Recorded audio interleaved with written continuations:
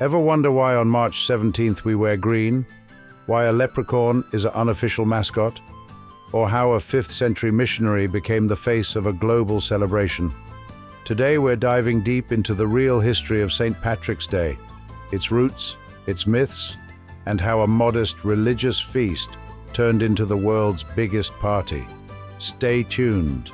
Our story starts with St. Patrick, who was not Irish by birth.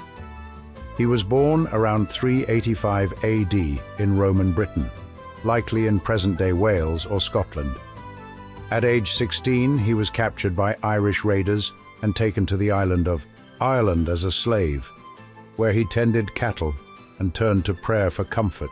After 6 years, he escaped back to his family, but the experience left a lasting impression. He later returned to Ireland as a missionary, ordained a bishop, and spent the rest of his life, until his death in 461 AD, converting the pagan Irish to Christianity.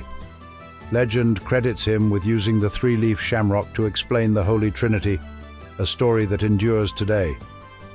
The first recorded celebration of St. Patrick's Day dates to the early 17th century, when the Irish Catholic Church designated March 17th as a feast day to honor the saint's death.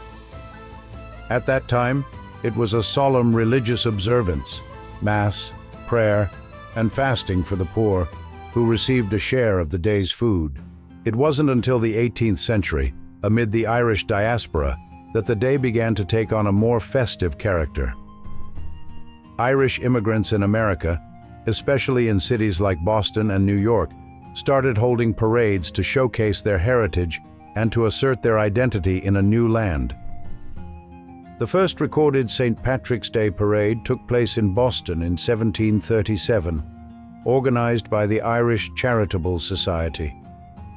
New York followed in 1762, led by the Irish militia of the British Colonial Army. These early processions were not just celebrations, they were political statements, demanding recognition and respect for the Irish community. From those modest beginnings, the tradition exploded. Today, the New York City Parade draws over 2 million spectators, making it the world's largest St. Patrick's Day celebration. Now, let's understand where the traditions of the holiday came from. The color green. Historically, St. Patrick's color was blue. Green became associated later, symbolizing Ireland's lush landscape and the Emerald Isle. The shamrock.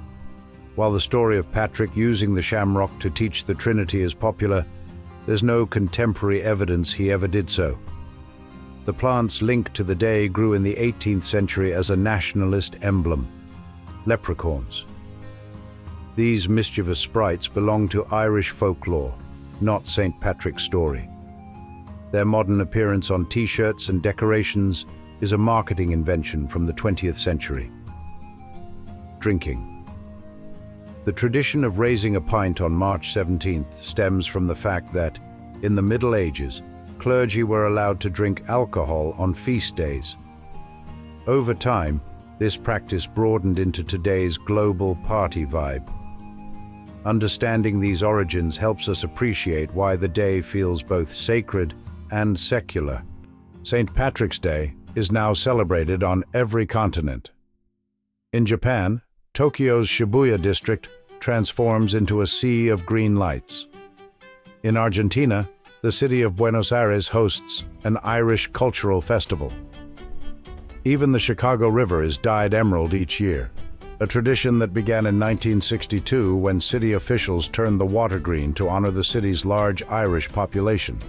This worldwide spread illustrates how a religious feast evolved into a universal celebration of Irish culture, hospitality, and, let's be honest, good fun. Today, St. Patrick's Day serves multiple purposes. For many, it's a day of worship, marked by special masses and prayers. For others, it's an opportunity to showcase Irish music, dance, literature, and cuisine. Think reels, the bodhrán, soda bread, and of course, a Guinness pint. And for anyone who enjoys a colorful street party, it's simply a chance to wear green and celebrate together. From a 5th century missionary to a global festival, St. Patrick's Day reminds us how history, myth, and tradition can intertwine to create something larger than any one culture. If you enjoyed this deep dive, hit the like button, subscribe, and ring the bell so you never miss another story from the past. Tell us in the comments, what's your favorite St. Patrick's Day tradition?